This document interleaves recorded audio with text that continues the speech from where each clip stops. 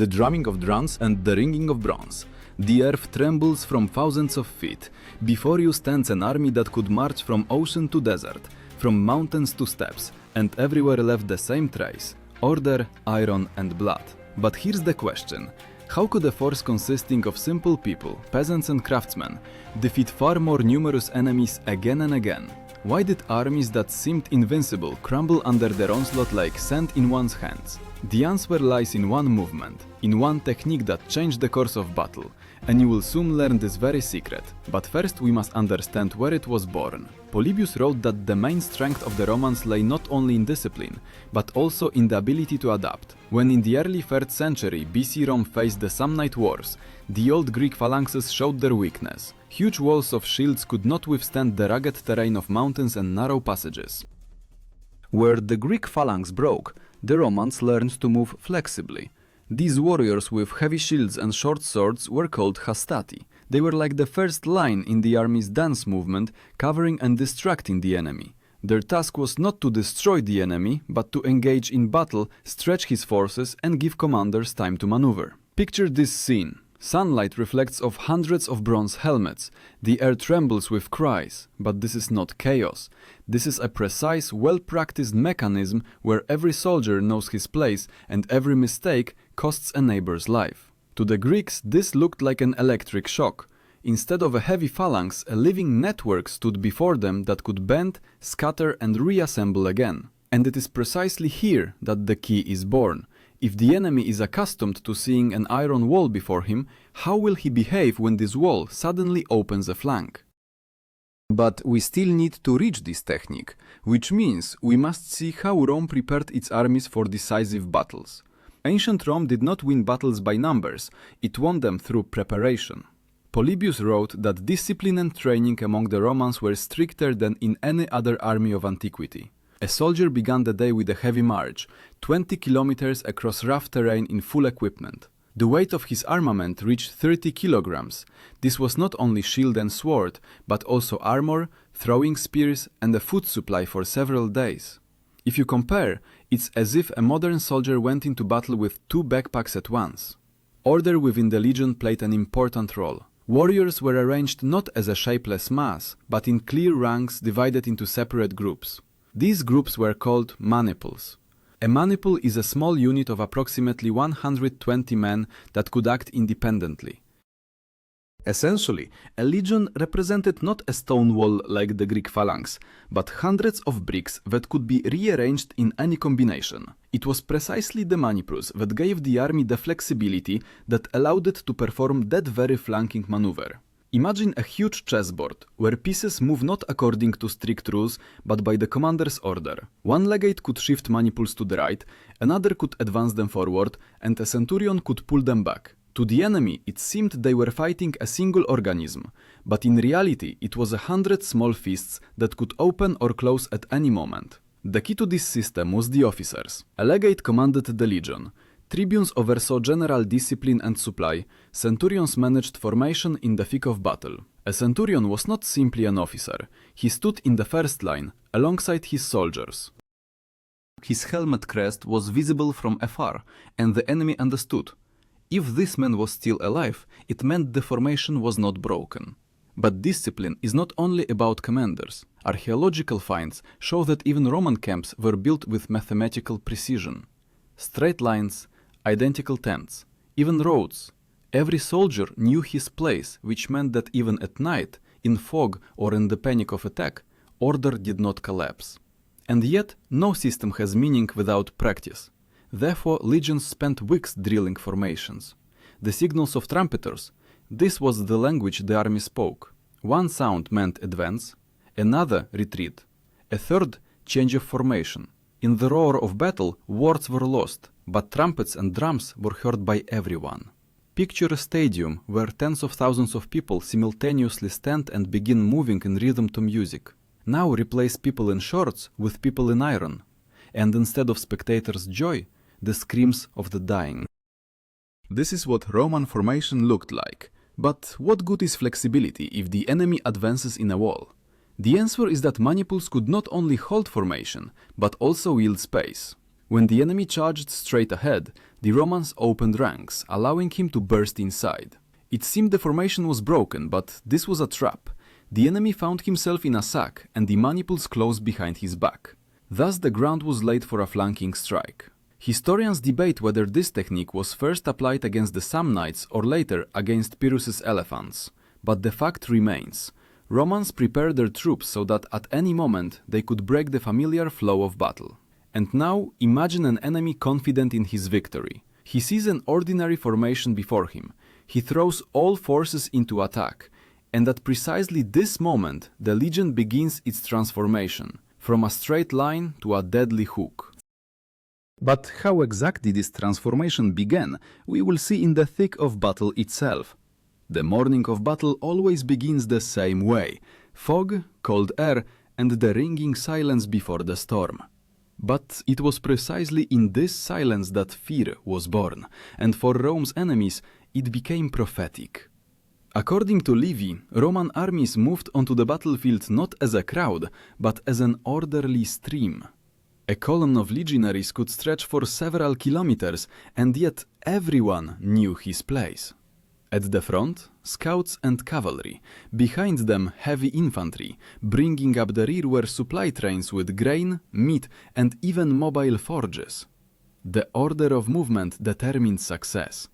Warriors did not march as they could, but formed into a clear column, ready to deploy into battle order at a signal. One trumpet sound, and the entire legion, as if by magic, reformed. Manipules spread apart, forming equal intervals. These gaps allowed not only breathing in battle, but also receiving blows, dispersing the enemy's force. In the first line, they usually placed hastati, young but already trained soldiers. They were like the first wave on shore. They took the blow, made noise, broke, but behind them always stood new ones. Next came the principes, more experienced fighters in better armor. Their shields gleamed from polished bronze, and their swords, gladi, were shorter than Greek spears, but deadly convenient for close combat. And finally, in the third line, stood veterans, the triarii. These old men were the last reserve, the last hope. In Rome, they even said, "It has come to the triarii," when the situation became critical. But not only infantry determined the outcome. An important part of battle's beginning was cavalry. Horsemen, armed with spears, were positioned on the flanks. Their task was simple: protect the vulnerable edges of the legion. If the enemy tried to come from the side, it was precisely the cavalry that had to delay him. But often it was here that the most important thing began: preparation for the future flanking strike. Picture how this mass of people emerges onto the field. First light dust over the road, then the rhythm of steps, then the gleam of hundreds of spears. The rumble grew louder until it turned into real thunder. For enemies, this was not just noise, this was a harbinger of doom. However, even for the Romans, the beginning of battle rarely went smoothly. Sources mention that the enemy often used unexpected tactics. Thus, in the battle against Pyrrhus, war elephants crashed into the front lines, and the hastati wavered. Soldiers were seeing these living towers for the first time, roaring and sweeping away people and shields. But it was precisely discipline and the ability to reform that saved the legion from defeat. The Manipules opened up, letting the elephants pass forward, while from the flanks they showered them with spears. A key element of battle's beginning: signals. Polybius noted that without trumpeters and standards, battle would have turned into chaos. Every trumpet sound was like a conductor's command in an orchestra of death. One sound, movement forward; another, retreat; a third, reformation. To enemies, this looked like sorcery. The Roman formation would compress, then expand, but never break. Archaeological finds show that in legionary camps they found animal bones with marks. These are remains of sacrifices before battle. Soldiers believed that gods would indicate a favorable day for attack, and if the augurs said that omens were good, the legion went into battle with confidence, as if fate itself stood on their side. But fate is rarely simple. The beginning of battle is always chaos, where cries of the wounded mix with roars of commands, where blood on grass mingles with mud. And yet it was precisely in this chaos that Romans knew how to wait. They did not rush into fury immediately, did not try to break the enemy with the first blow. They knew the main thing was still ahead. And then comes the moment when the enemy has exhausted himself in the first attacks. His lines are no longer so dense, his soldiers are tired. He thinks he has almost won, that the Romans are about to waver, but it is precisely at this instant that the army begins to move differently. Maniples shift, flanks come alive, and in the air the shadow of the future strike is born. Thus begins the transition to the climax, the moment when the hidden technique turned into a deadly trap. The real drama of Roman battle began not with the first clashes, but when the enemy felt like a victor. Polybius wrote that the main strength of the legion was revealed precisely after the first waves of attack, when the foreign army had already spent its forces, while the Romans were only preparing to deliver the main blow. By this moment, the maniples, like chess pieces, were already standing in the needed positions, and then came into action the technique that broke hundreds of armies, the flanking maneuver. A flank is the side of an army. Head on, the enemy may be strong, his spears may close into a wall, but from the side, he is defenseless. This is precisely why Romans sought to break the enemy's formation and strike where he did not expect it. To do this, the legion first received the attack head-on, allowing the enemy to crash into the hastati. Young soldiers held as long as they could, and if the formation began to waver, the Principes moved forward to help. It seemed that everything was going according to the familiar scenario, but it was precisely at this moment that at the trumpet signal, cavalry and maniples on the edges of the formation began their movement. Picture this moment. The enemy presses forward, his soldiers with cries crash into Roman shields, the ringing of iron and crack of spears is heard. And suddenly, the Roman ranks seem to breathe. They open up, allowing individual opponents inside, while from the edges, new lines begin to close. This was a trap. The opponent found himself surrounded, and from the flanks, he was met by fresh Roman infantry. Here, the key element was Roman cavalry. These horsemen with spears and round shields, called equites, could rarely break the enemy by numbers, but they always struck precisely. Their task was to scatter enemy cavalry and free space for maneuver. When the equites led the opponent aside, the legion's flanks turned and struck the side. For the enemy, this was like a lightning strike on a clear day, sudden, crushing, and deadly. Plutarch described how precisely this technique worked against the Macedonian phalanx in the Battle of Pydna in 168 BC. When the phalanx with its long sarissas crashed into Roman lines, it initially had success. But on uneven terrain, the formation began to break, and then the legionaries used shields and swords to wedge between the spears, and Roman flanks at this moment crashed down on the phalanx's side. For the Macedonians, this became the end. Sarissas, so formidable in frontal combat, proved useless when the blow came from the side. This maneuver was not simply a military trick. This was a psychological weapon. An enemy who thought he was winning suddenly found himself in a ring. Cries of triumph turned into cries of horror. Where just a minute ago there was confidence, panic arose. Tacitus noted that centurions often specifically ordered their men to retreat slightly, creating an illusion of weakness. The enemy rushed forward, gaining confidence, and it was precisely then that the flanking strike broke his will.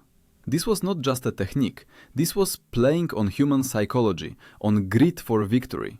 Archaeological data confirms the scale of such battles.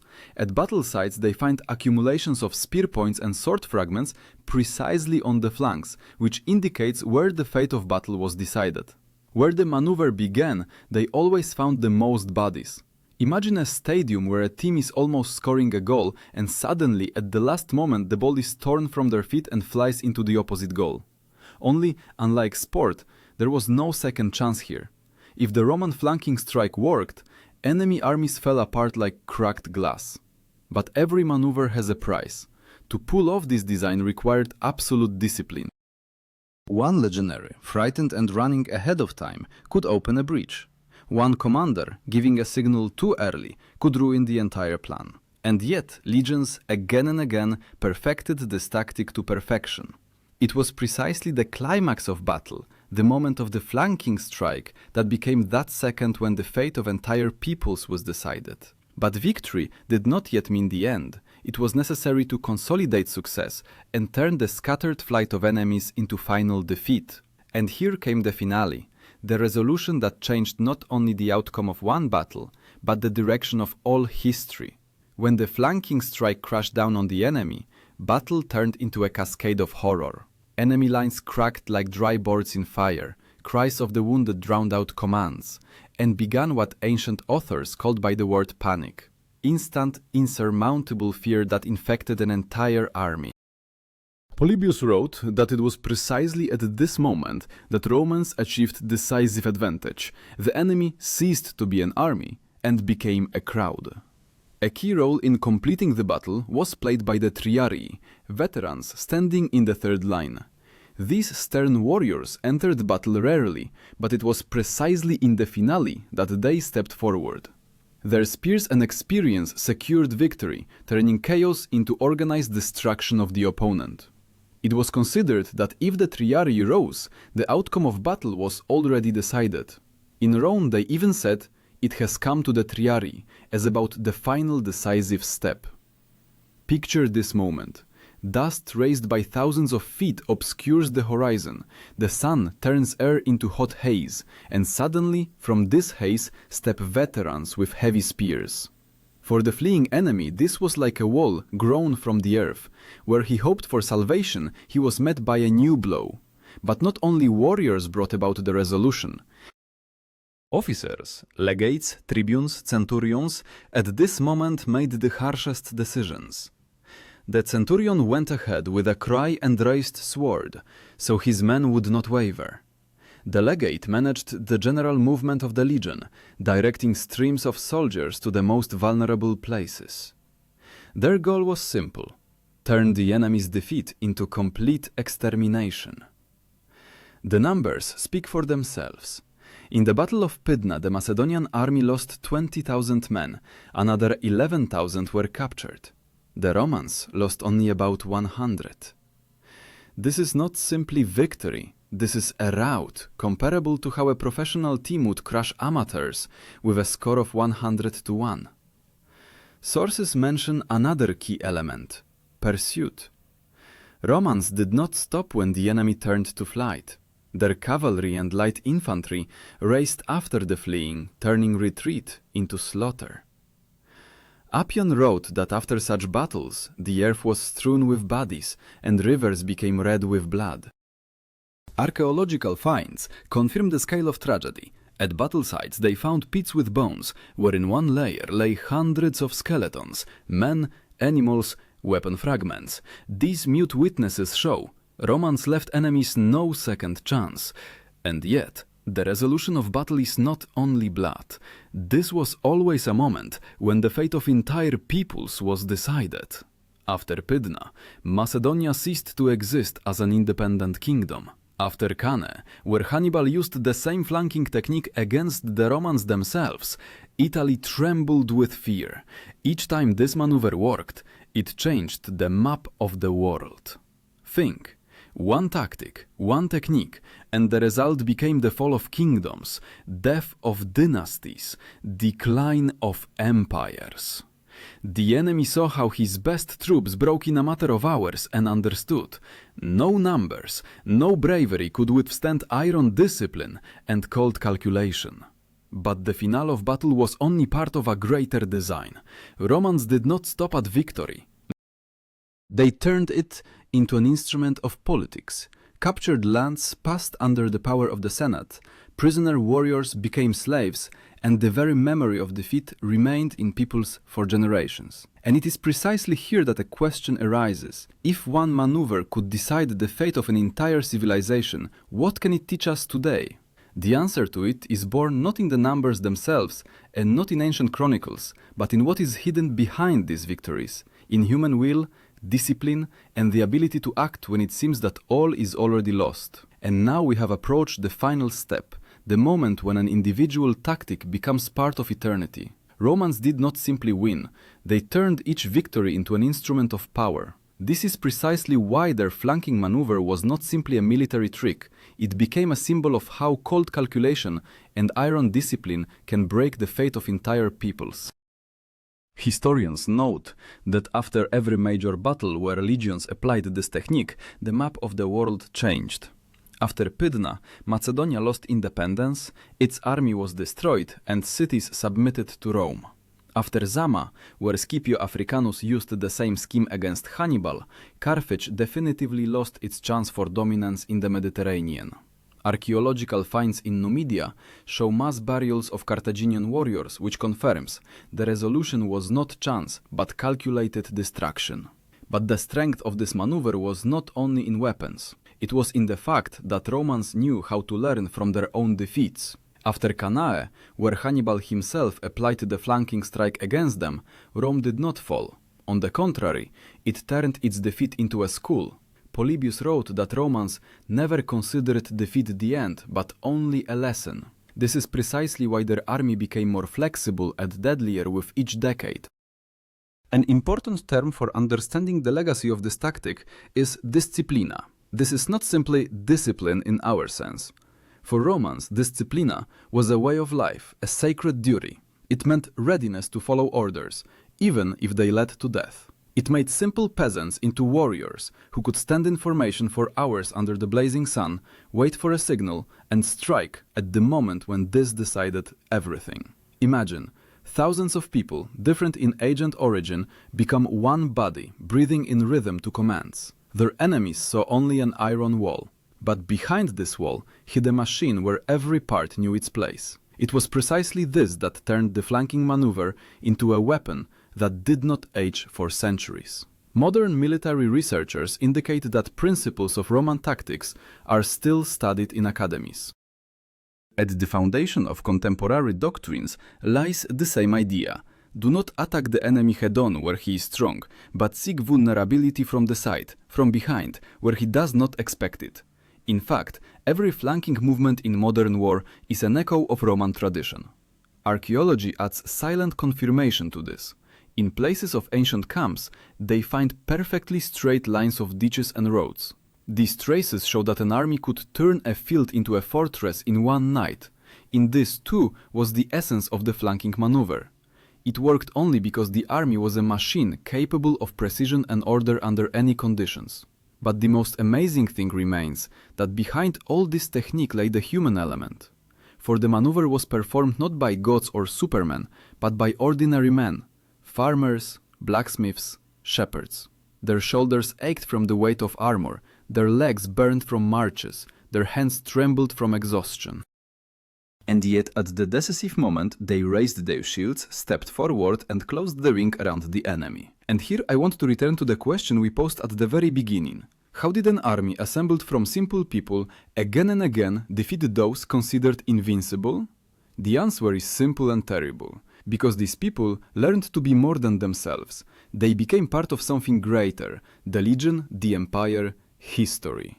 Today, knowing this story, each of us can ask ourselves, could I have marched 20 kilometers in iron, stood in formation and waited for my moment, knowing that the outcome of an entire army depended on my steadfastness? Could I have endured that instant when the enemy presses, when it seems all is lost and yet remain in place to strike when it is needed?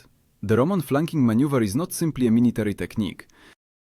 This is a lesson about how strength is born, where ordinary people are ready to become a unified whole for a goal greater than themselves. And perhaps this lesson is more important than all the numbers, dates and names, because it concerns not only ancient wars, but our own lives. And now, knowing how one technique changed history, each of us is left with a personal question. When my own decisive moment comes, will I be able to deliver my own flanking strike?